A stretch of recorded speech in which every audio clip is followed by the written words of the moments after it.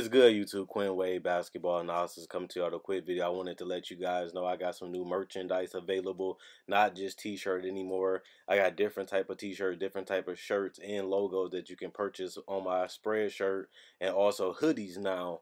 We have expanded and added more to the channel and more merchandise for the brand. Thanks for supporting. It will be in the description and the links will be in the comment section below. Thanks for helping me and supporting the movement. Quinn Wade Basketball Analysis. I'm going to check out the video.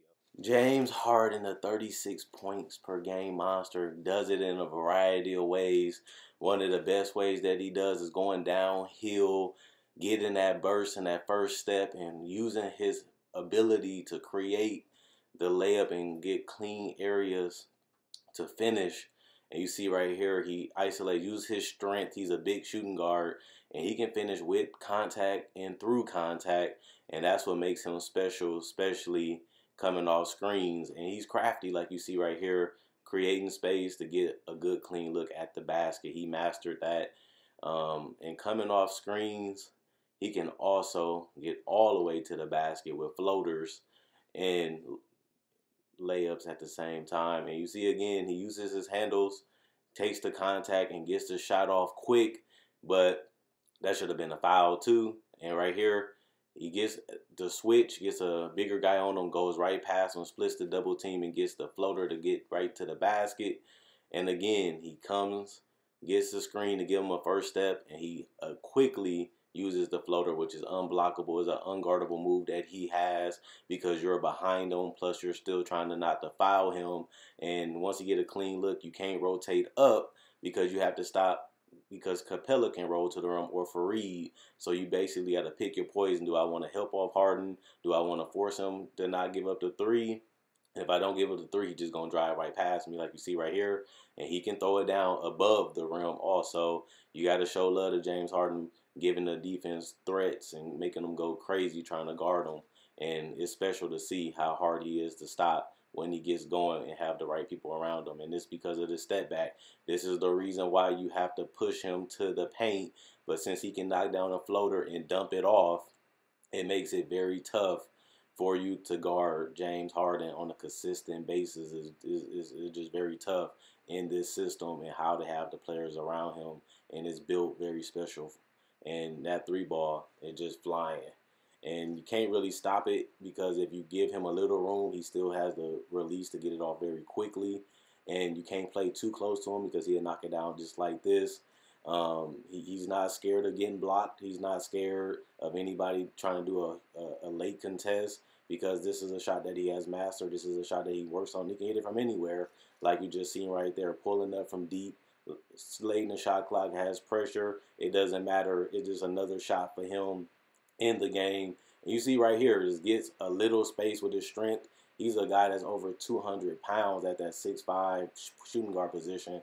He can get up in your chest. He can knock you off balance, and that's all the space that he needs to get the three ball to fall. And you see a littler defender on him, a smaller one, and he just pulls up right over him because he can't contest, because he's going to foul him, because you have to allow the shooter to come down, as you see right here too. And if you do that, he has enough space to get a look at the basket and use that quick release to get it into the rim, as you see right here. Close, right by him, but he still has the speed to get enough room to knock down that shot when he looks at the basket. And again, a smaller defender, Trae Young, just can't contest hard enough, and he just knocks it down and creates space by going left. And that's basically a bucket. And you see right here, just pulls up with confidence, not even scared, not even thinking about it, sets his feet, get in rhythm, get the rotation, get the fingertips, and it goes right in. And this is the dangerous part, like I said, is him playing in the pick and roll. You don't want to give up the three. You don't want him to drive sometimes, but you still have Capella, who rolls hard and goes up strong to get efficient shots at the basket. He's more efficient at finishing than Harden. He is 7 feet and he is quick. He should be, but that's the scary part, because you can't give up nothing to Harden, because he'll just lob it too. If you don't give up the dive, he'll just lob it up to Capella. And if you don't have that weak side defense, or you don't have nobody in the paint, it's basically RIP. And if you switch, he can just dunk over smaller defenders. and that makes you in another threat. This is why the Rockets are unstoppable. His defense has improved. He became a solid defender. He gets easy baskets for his teammates when he gets these steals in the post. He can guard bigger guys. He can guard a smaller guy. This is a bigger guy right here. He strips them clean and gets easy opportunities for himself and his teammates, as you see here. And that's something that he has improved on and mastered too, is a steal. And here are my final thoughts. James Harden is a guy I know I have been real cool with for years. He has really took Houston from a team that was trying to find a direction to go in to a team that has an identity, has a star, and has went to 2 Western Conference Finals with James Harden being on the team and leading the Golden State Warriors, a team that nobody thought was beatable. Everybody thought that they would win easily last year, and they took them 7 games and possibly could have won because there was only 1 quarter away. Matter of fact, a couple minutes away from beating the Golden State Warriors, who will become the eventual champions.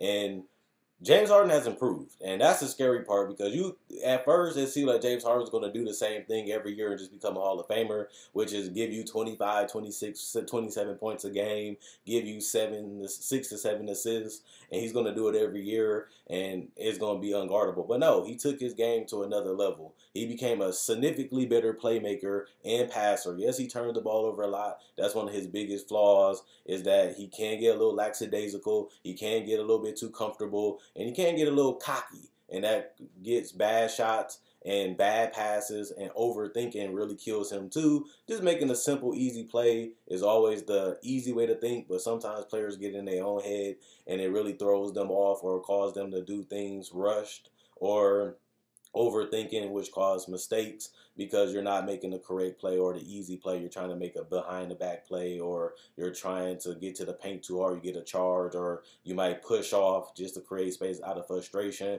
So defenders try to get in your head. They try to switch it up by throwing multiple bodies on him, and it works. Some teams can get James Harden to take tough shots. They want him to take those shots. They give him those shots, and he settles and takes those shots, and that's why his efficiency be down, because he takes a lot of tough shots. He hoists a lot of threes. He set the NBA record for most three-point attempts with over 800. He might get to 1,000 by the end of this season, but he loves that pull-up three, whether it's a step back, whether it's jumping to the side, whether it's just pulling up over you, or whether it's just shoving you a little bit like I showed you and creating the space and going straight up. So he's unguardable. He's unstoppable, and you have to give credit to Mike D'Antoni. But one thing I always told my subscribers and the people that's new, and I want to tell you now, you can't give James Harden less credit because he has Mike D'Antoni, because they went to the Western Conference Finals without Mike D'Antoni when they had Kevin McHale, and they lost to the Golden State Warriors, who will go on to be champions that year. But James Harden proved that he can get you there, and he proved that he can get you to the playoffs. I understand that Mike D'Antoni helped him become a better playmaker because his assists and stuff went up, and he became putting up more godly numbers when he got Mike D'Antoni. He made him on steroids, and it's because they surround him with the right pieces. But you can't just give that to Mike D'Antoni. You have to give credit to Daryl Morey, who was putting up these type of teams. He had a system, but he also had a coach that believed in it, that can very well just talk about things and get the right roster in check. And I feel like that's something that you want to have. You want to have stability in an organization, and it looks like Mike D'Antoni's going to be here for a while, and Daryl Morey just signed the extension to be in Houston for a couple more years. So they're building a family environment. They're building a trustworthy organization. They're showing James Harden they're doing whatever they can to help him win a championship and giving him as much talent as they can. They came into this season being one of the best offensive teams after last year. They lose Bahamute, they lose Ariza. People have been talking about that all year, but they replaced those players with guys like Daniel House. They replaced those players with guys like Fareed and obviously Austin Rivers. They got more depth as the season went on, and they made some trades, obviously, to get there and shred salary and also put the right talent around them. But you can't give all the credit to Mike D'Antoni, and you do have to give some of that credit to Daryl Morey for putting the shooters, for trading for Chris Paul, for signing Eric Gordon, which ended up being a 6-man of the year guy and been one of their starters now, and a guy they depend on to give them that ball handling and that shooting. But you have to give majority of the credit to James Harden. He was able to adjust. He was able to adapt, and he was able to continue to work on his game to get to the point that he is right now, which is an MVP. And the guy has been on all NBA teams for multiple years and an all-star starter multiple years, and a guy that has averaged over 30 points back-to-back years. And it is because of the system, and it is because of the talent that fits around him. But that's them all being on the same page. James Harden still has to adapt, he still has to adjust, and he still has to change and modify his game for the personnel. And he has done that, and you have to give him credit because he was already an all-star before Mike D'Antoni. He was already averaging over 20 points before D'Antoni, and he already went to the Western Conference Finals without D'Antoni. So he has been able to carry a team, and he has been able to play well, and his teammates and the talent around him has got better. And they won 65 games last year with him as being the best player in the MVP of the league. So I'm loving what I'm seeing. The step back is new. He used to do it late in the shot clock. He used to always do the step back mid-range when he'll drive or he'll spin and just step back and do the jumper. And he said, hey, why do the two when I can do the three? And now he's been hoisting up a lot of the step back threes instead of the step back twos, which counts for more points. I think the step back two is a lot more efficient and a lot easier, but the step back three gives you more points, and that's why he's willing to take more, because he feels like he has mastered that shot and he feels like he can make it anytime he wants to. Some games he's flaming hot from three. Some games he struggled, but it's the toughest shot in the game is the three, especially at the top of the key because it's the hardest three, because it's the furthest three away from the basket, especially the fact that James Harden goes further from that lot, shooting from 25 to 30 feet, which can be even harder and more of a tougher shot, but he has shown the ability, like I showed you in the footage, that he can knock that down too, which makes it even harder. But one thing that's tough about James Harden is the fact that the pieces around him are so perfect of his style right now, because Chris Paul is a guy that can handle the ball and create shots, but also tear you up off the dribble and also get to the spots that he wants to, but keeps his teammates involved, just like James Harden. The only difference is James Harden is more of an assassin. He's more of a rhino. He comes at you.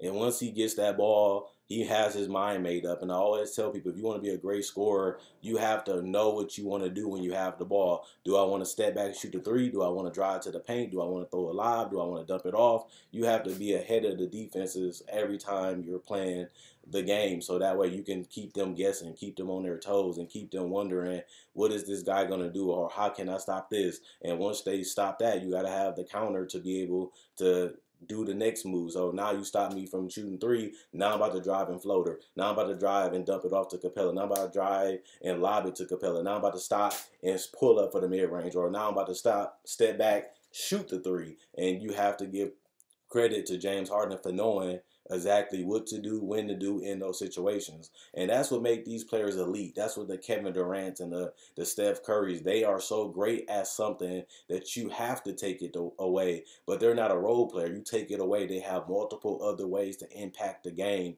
whether it's him getting his 7 to 10 assists, or whether it's him getting 50 points that game, and sometimes he'll give you 50 and 10 and 10 rebounds. So he can impact the game multiple ways, and he can make the game easier for his teammates. Once teams see him going and teams see him cooking, it makes it easier for his teammates, because now they getting open threes. Now they getting lobs. Now they getting dump offs. Now they getting spot up jumpers, because you have to he gains so much attention because he's going out there killing people.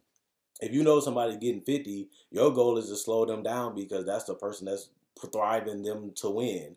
But his teammates are so good at what they do, whether it's PJ Tucker being one of the best shooters in the corner in the NBA. In some spots, he is the best shooters in those certain corners, which is the left and the right. So you don't want to give that up, but you also don't want to give up a floater. You also don't want to give up a three from James Harden. You also don't want to give up a lob to Capella. But then you start realizing we have to give up something, and that breaks the logic of how you have to guard these players, because the complementary pieces fit so well that you really have to pick your poison every single possession against the Rockets. And that's why they was the #1 offense in the NBA really last year over a team like Golden State, who had 4 All-Stars, because they have built this team that fits perfectly around them. And it's hard to stop this team. Like I said, they just come at you. And James Harden is so aggressive right now. He's so confident right now. His swagger is on 100 right now. He feels like he can do anything to anybody when he wants to, how he wants to, and he's going to get it done. And he has been doing that all season. It's hard to average 36 points a game. Not too many people has averaged 36 or over. It's not even 5 people. So it shows you how hard and how difficult it is to do it. But he makes it look easy. The guy just got 50 again. He already has the most 50-point game. He has the only 60-point game this year. Even Kobe hasn't averaged 36 a game. And you think about an assassin, you think about the Black Mamba, he hasn't even been able to achieve this feat. Allen Iverson, Tracy McGrady, Kevin Durant, LeBron James, Dwayne Wade, Dirk Nowitzki, whoever you think is a great scorer, they haven't even been able to achieve the feat that James Harden is doing. And they're winning. They went from out of the playoffs completely in the beginning of the season to being one of the lower seeds to working their way up all the way to home court advantage in the third seed, and they still have a chance to get the second. Is it possible? Yes. Will they do it? We will see. But that shows you how great this team is and how hard they are to stop. And their defense clicks. Once their defense is clicking and their offense is just picking you apart, this can be one of the toughest teams in the NBA. And they have shown that this year, and they showed that last year when they were the #1 team in the NBA, and they was up 3-2 against the Golden State Warriors, who everybody felt was the favorite and will win that series easily. And they couldn't pull it together because they lost Chris Paul, even though the Warriors did lose Andre Iguodala. So you can say which one, because he was starting and he was part of that Hampton Five, but we don't really know who's going to win. It's a what if, it's what had happened, but we have to go what did happen. So at the end of the day, James Harden is amazing. He's fun. He's energetic. He's happy right now. He's doing his thing. He's abusing people, using people, and embarrassing people. He's crossing people up. His handle allows him to get wherever he wants on the court, however he wants to get there, because it's hard to strip him. It's hard to force him to do things he don't want to do because he already knows what he does want to do. And that keeps him advantage on his teammates because they're trying to stop him from doing these things. But it's just hard to do it because if it was that easy, somebody would have did it by now.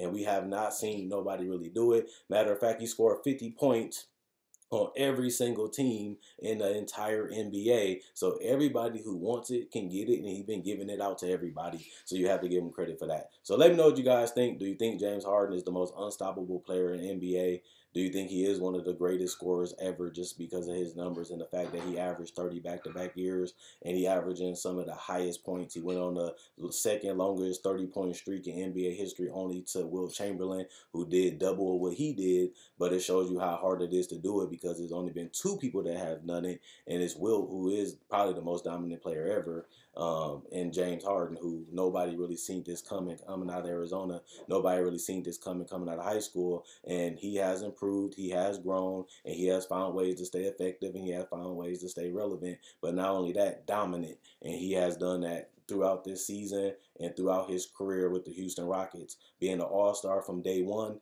putting him in the playoffs every single season he's been in Houston, and the fact that they actually are a legitimate contender this year and they're not scared and they are 3-1 in the series against the Warriors in the regular season, let them know that we can give it to y'all too. So let me know what you guys think in the comment section below how you feel about James Harden. If you liked the video, if you enjoyed the video, like the video, show support. Check out my website, analysisplayground.com. Link in the description, comment section below. Check out my Facebook page, analysisplayground.com. Link in the description, comment section below. Like on Facebook to show support. Thanks for everybody that like on Facebook. Thanks for everybody that check out my Facebook and my website. I also make breakdowns just like this on my channel all the time. Every player, whether it's a rookie, whether it's a veteran, or whether it's an all-star, or even some of the lower players, I try to break down everybody. I also do tributes to the legends, will come in a breakdown format. I do discussion videos. I also do videos that season previews, the NBA draft coverage, like mock drafts and covering the draft after the draft is done. And I also do things just like buyouts and trade deadline things too. So I try to cover all things NBA. I try to go as much as I can. I try not to miss a day. And if you love this video and you want to check out my older ones and you enjoy this video, you should check out my playlists. I got a lot of good content, over 1,000 videos, and you should enjoy them. Quinn Wade, basketball analysis. I'm going, and let me know what you guys think about James Harden and the Houston Rockets in the comment section below.